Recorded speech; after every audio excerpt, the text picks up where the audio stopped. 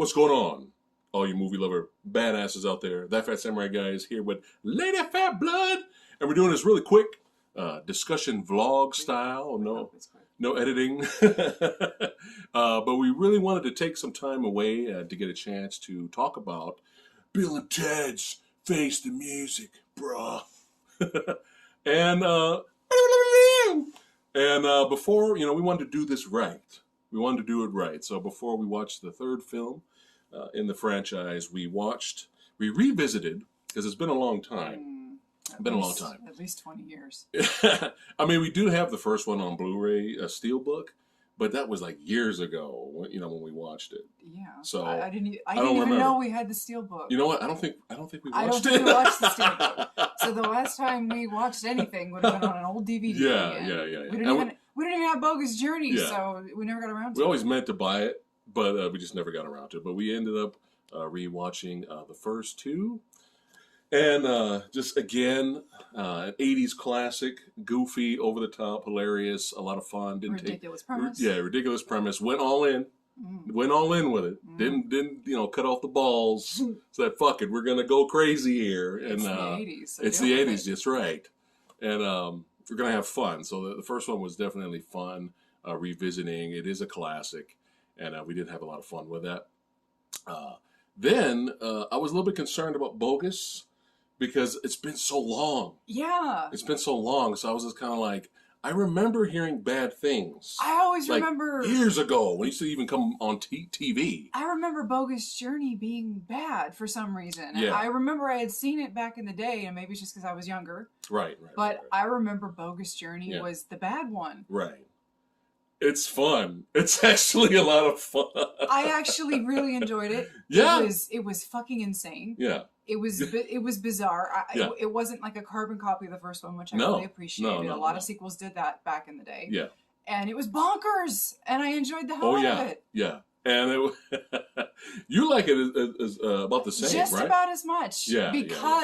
But I like them both for different reasons. Right. They're two completely different films. Right. I like the first one. It's a little bit better than the second one, but I still highly enjoy. Like the first one, because it's a better film. But the second one is like, oh my god, this is batshit bonkers, and I love batshit bonkers. So yeah. I mean, it's just I think maybe people didn't like it when it came out after rewatching it with you tonight, because looking at it again, it's such a fucking hell's a poppin' movie. Yeah. Like, it's like, I don't think the casual audience was like, they were probably like, what the hell is it? We got breakdancing robots. We got fucking aliens with huge asses. Bill and Ted get killed. Yeah, they get killed. I mean, we got evil Bill and Ted. I mean, But death. Death. One of the best characters. Probably the best character in that movie. Stole the movie. William Sadler. Okay. The legend, the veteran. That's the reason to watch for me. Yeah. Death was great. But yeah, I don't know where all the hate comes from for Bogus, but we still enjoyed Bogus a lot. And what did you say after we watched the second film? You said, do you remember? I remember what she said. She said, man, I'm so glad we did this. Oh. I'm so glad we watched the first two, and we're going to go right in to the third one. I'm so glad we did it. Because when I first heard about this... Yeah, I guess so. I guess so. Puts things in perspective. The first time I heard that they were making this movie, I was like, oh God, no. Right. I'm not a fan of bringing back... 300 years later. I grew up in the 80s and the early to mid-90s. Yeah. That's my wheelhouse. Right. But the last thing I want to do is have you trotting out my childhood and displaying its oldness for the world to see. Its oldness. And you see, the two leads, they're considerably older. They have no business playing these. Yeah. These, when they were kids, it was cute. But now it's like, I don't like it. But because of the Keanu love, so great seeing him make this huge comeback with John Wick and other properties. We kind of were like, you know what? It kind of looks like they're there just to have fun. Yeah. So fuck it, But we had low expectations going into the third. Your girl is in this, which was like bonus for you. Yeah. So you thought it was a bonus, but yeah, I enjoy Samurai Weaving. I loved her in Ready or Not. Yeah. So I was all in to watch this, and again, remember we watched this with low expectations. Okay. Now look. So we're gonna go into spoilers now. I'm sorry. We have to go into spoilers. So if you fuck it, because we're not editing this video anyway. But yeah, it's spoilers now. We're going into spoilers. Damn it. Okay, so if you've seen the trailer, you've basically seen the plot of the film, right? It's take bits of the first movie, take bits of the second movie, add a couple of original elements, and then just Play-Doh it all together, and then you got your third film. Right. It's nothing really too original. I mean, but that's fine. Yeah. You're not. As long as it's fun. That's the thing. That's That's with the these movies. point, right? They're supposed to be fun. They're supposed to be fun. And to this movie's credit, it has moments. Yeah, it has moments. This movie, I would say, is cute. Sure. That's what I call this movie. It is cute. Yeah, not offensive. It didn't like ruin our childhoods. No. It didn't offend us. I don't subscribe to that. This is not a bad movie. No. We did like the movie. I think it has a nice message. We liked it. It has a nice message. Yeah. That people probably, like you were saying. Yeah, so before we get into spoilers and get into my little rant, a little bit about the movie. Strap in, folks. We have not read any reviews. We wanted to watch the films for ourselves and bring our thoughts to you guys. But from a lot of other people's reviews, thumbnails in the videos, there's a lot of smiles, a lot of happiness. Right now, Rotten Tomatoes, the critics and as of right now, the critics and the audience is like high 70s, which like 78. As you're probably well aware, is very rare these days. Yeah. So the critics really liked it. The audience really liked it. On IMDb, I think it's doing well. So as you can tell from that alone, a lot of people really like the film. And I'm surprised by that. And enjoy it. And I think that's good. If you guys really liked the movie, if you really loved it, and it brought something positive to you, which we don't really see a lot, I think that's great. And my theory, though, of why, this is just my theory, right, is that the reason why this movie is doing so well critically and with the audiences is because the way it is right now in the world, the way things are going right now, it's probably nice for everyone to see something positive, right? Kind of like how I mentioned a couple of seconds ago. And this movie does have that positive feeling. You can sit down and watch this with your family. Everybody can sit around and enjoy it. And it's definitely one of those movies where we all got to come together and work together for the greater of mankind, or in this case, the galaxy.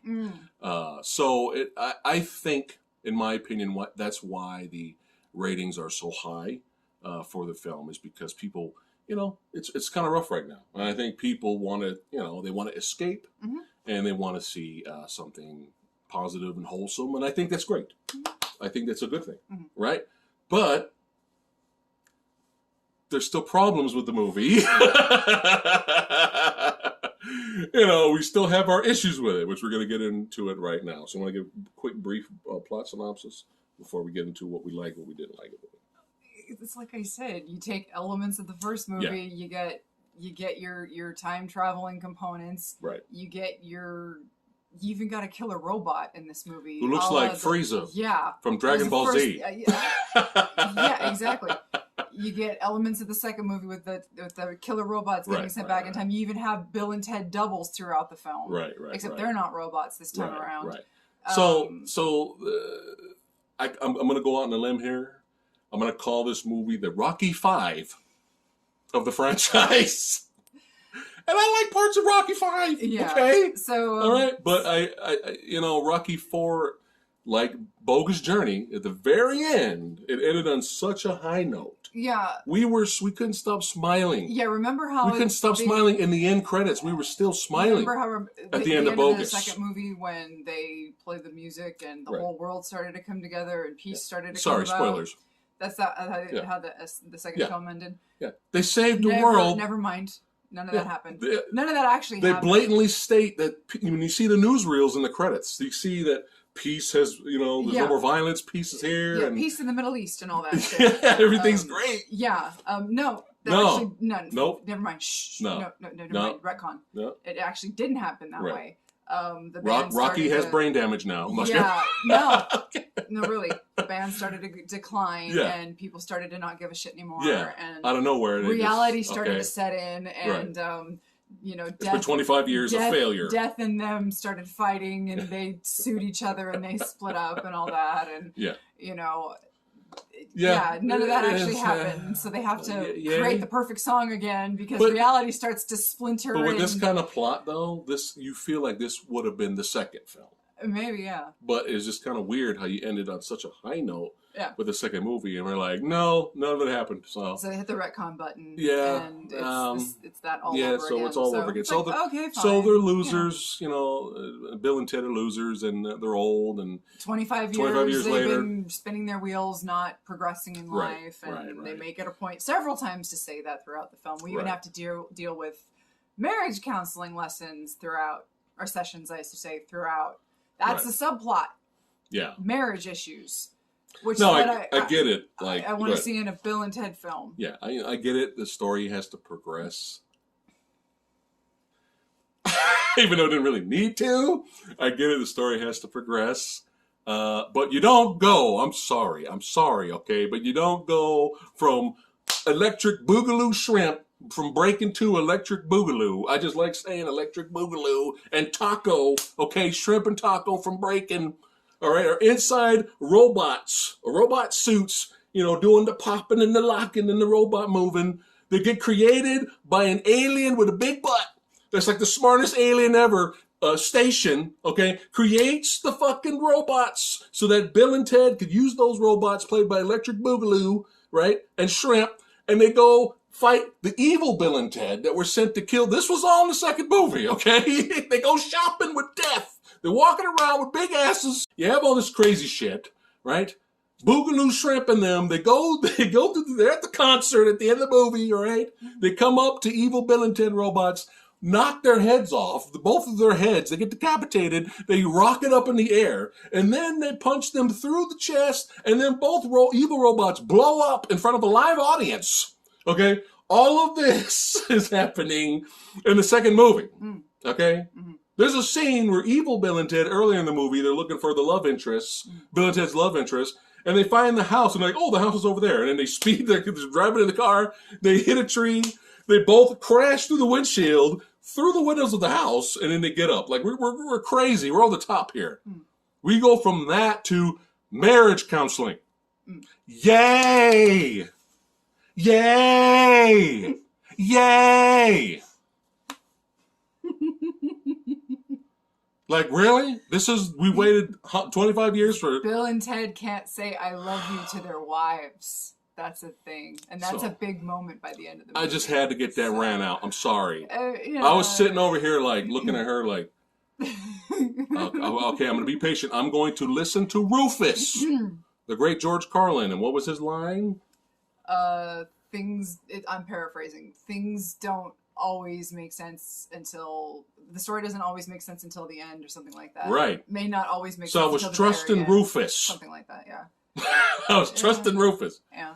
So anyway, I mean, these are the subplots we have now, and it was hilarious. It actually was funny to see the dad, Ted's dad, the actor. Yeah. He's still around. Yeah, it was great seeing him. It was really cute. The mother, Missy, is now married. Who's running gag in every film is that she marries another man in the family. Yeah. Like first she was married to Bill's dad, and then she divorced him, and then by the second movie it was Ted's dad. Yeah. And then in this one she's married to Ted's younger brother. So it's like, oh my god. But same actress. I mean, it was kind of fun seeing her back. And so those were nice little positives. Yeah. My other concern, well, not really concern, I was curious to see what they were going to do with their daughters, right? And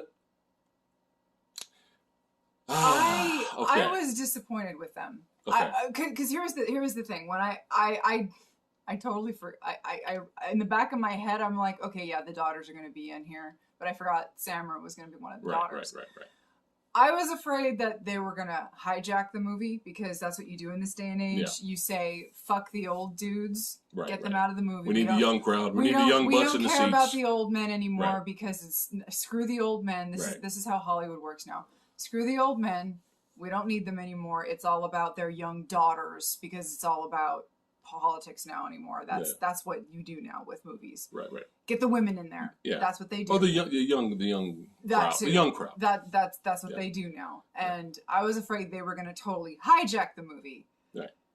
It was 50-50. Yeah. But my problem, and you're half in agreements with me on this one. They were so bland. Yeah. I was so disappointed with the both of them. You were fine with one of them, but I was just like, they have no personality. Yeah. They were so just down to catchphrases. Right. That's all they did was just catchphrases. And I was, as much as I like Samara Weaving, I was kind of disappointed. Like any generic blonde could have played her part. You're blonde? Come here. You not doing anything today? Good. You're done working at Starbucks? Come here. All right. Yeah. All right. Yeah. Say these lines. Don't forget to throw dude on the end of it. And whoa. and I was just like, here and there. And she has a lot of personalities. She's a good actress. She could bring something to a character if you give her something to do. But in this one, it was just kind of like anybody could have played the part. All she did really was say dude. Yeah. And, Ted's daughter, at least she was trying to have the Ted-isms, like the blank look. And she tried to keep her voice kind of low. Like Keanu, she was trying a little bit. She at least tried a little bit more than Samurai. But I still wasn't having any of it. They were so free of personality. Yeah, they didn't really do anything hilarious. And so when it was time for their story to kind of take over, right. Because at one point their story, you're following them back and forth between Bill and Ted's story and then the girl's story, who are also Bill and Ted. Yeah. It was just like, I just don't. There was nothing. I get it. Their stories are important to the plot. Yeah. But following them was just so boring because they were boring. And I'm not bashing the actors because at the end of the day, you got to write something for the actors to do. You got to give them something to do. So it's like, it's not their fault. No. I feel like the writing was so weak. And there was a lot of opportunities I think were just missed here. Like I said, the first two movies. The concept of the first movie is so ridiculous. Right. The concept of the second movie is so batshit. And then you have this movie that is just so safe. Yeah. And I didn't look into who did the writing for any of this. At the end of the day, I don't care because it feels like we just wanted to bring back some nostalgia for the old folks that might remember Bill and Ted. Right. Make it safe so that these old people now can watch it with their kids, which I can understand that. That's fine. That's fair.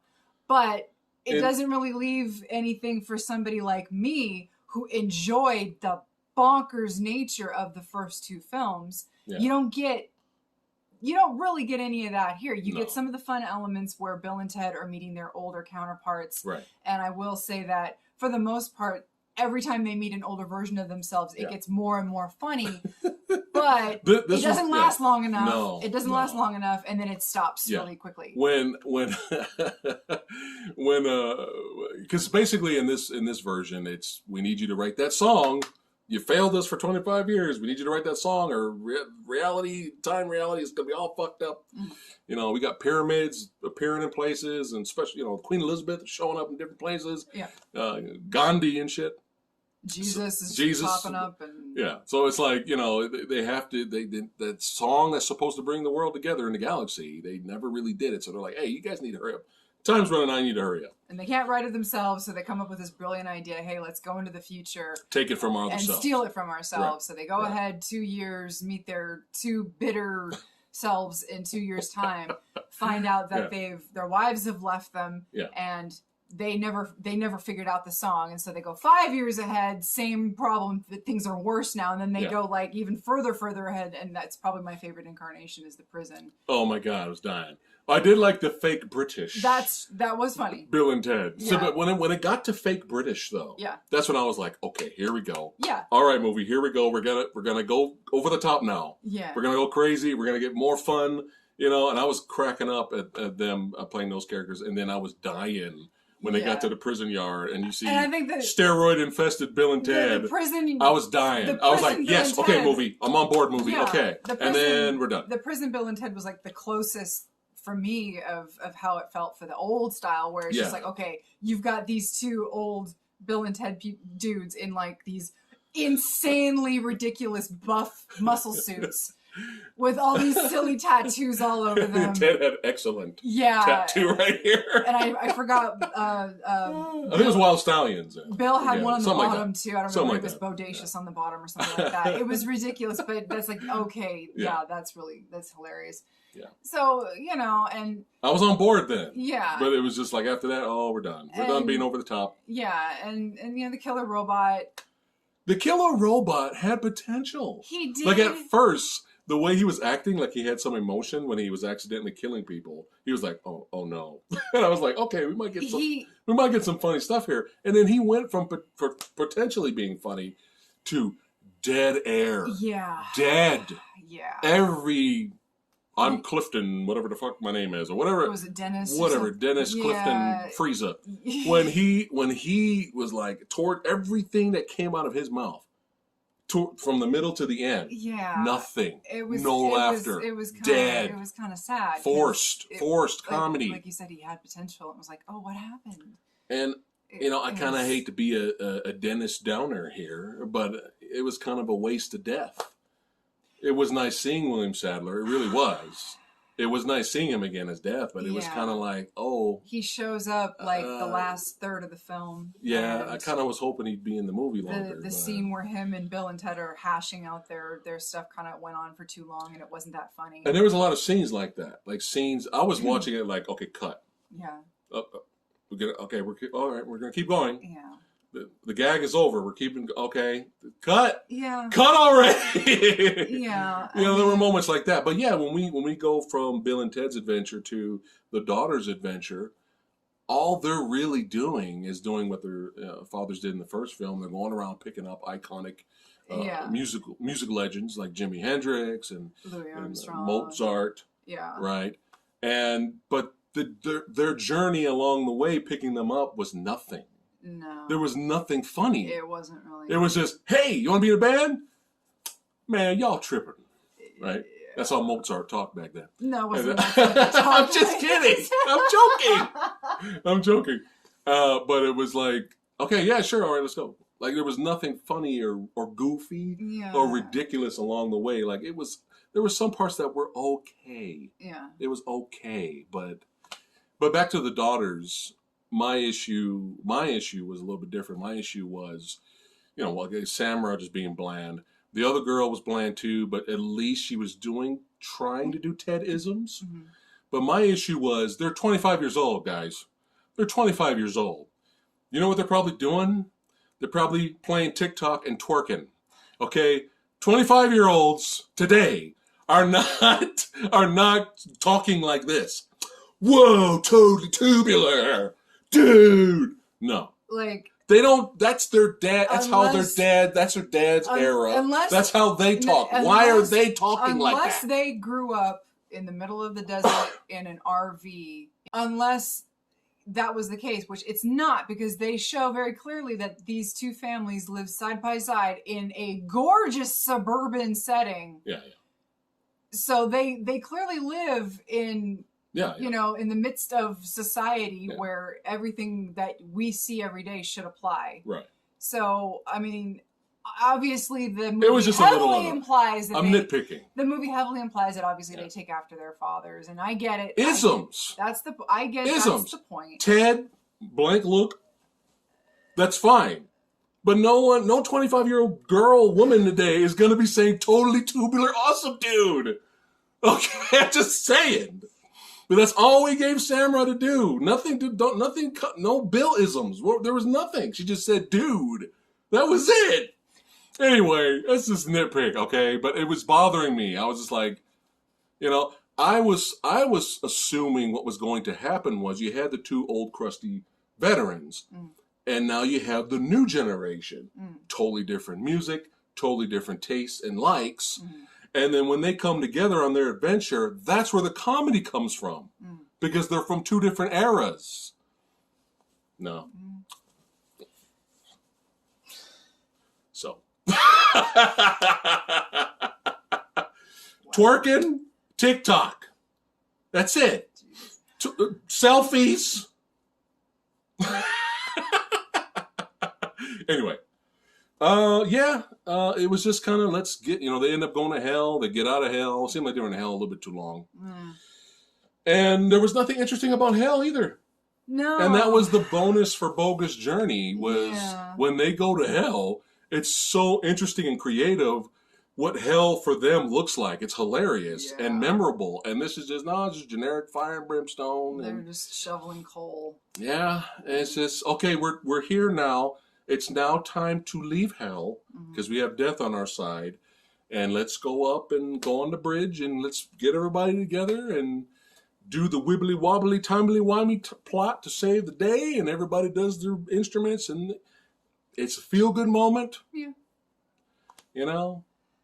I see families hugging each other, and people dancing in the living room, pretending they're playing the instruments. Right, and that's great. I think that's great. The movie's positive. It brings positive message. I think that's great. But at the end of the day, I will never watch this movie again. No, and I don't even know if we're gonna buy it. Maybe not. I don't know. Maybe it was like $3. I don't know. But it was just kind of like, at the end of the day, they have a positive message. Sure. Can you enjoy it? Sure. Can you have fun with it? Sure. But at the end of the day, was it really necessary? No. You could have just ended it at 2. You didn't really have to do it. If anything, this should have been a short. Maybe a Saturday Night Live skit. They come back as Bill and Ted, same actors. They have fun. Maybe make appearances in other movies. Right. I don't know. It's just the good thing about the movie, though, is that you can tell Keanu and I keep forgetting the other guy's name. Is it Alex? I keep forgetting his name. Yeah. You could tell that they're having fun making the movie. Yeah. And they enjoyed themselves. Yeah. And that's great. But I don't know. I just kind of felt empty by the time it was over. Yeah, it's not. We highly recommend these. Yeah. Have fun, have a blast. Okay, Al Leong, Genghis Khan. What is Alex? Alex Winter. Doing martial arts with the baseball bat in the mall, in the sports store in the mall. Doing martial arts, then destroying and killing the mannequin. Okay, the top. Riding away from security on a skateboard. Riding away from security on a skateboard. We go from that to marriage counseling. Yeah. And bland. Yeah. So Bill and Ted's Bland Adventure is boy. But again, we don't hate the movie. No. We like it. Yeah, it's cute. It's fine. It's serviceable. It's fine. And is there anything else? So much for this being a quick video. As always. Never. I should stop saying that. It's impossible for us to do a quick video. Anything else? I think we kind of ran it through the ringer there. Yeah. Even the future looked generic. Special effects are obviously better than the first 2. They're better than the first 2, but I can't imagine that this was ever slated to go to theater. No. Was it? I don't know. Because this looked straight to video to me. Yeah. This screamed straight to video, right down to the title sequence. But anyway. Do you recommend Bill and Ted Die Hards to watch this film? Oh, they already have. Okay. They already have. Never mind. No, I mean it's obvious they would have. And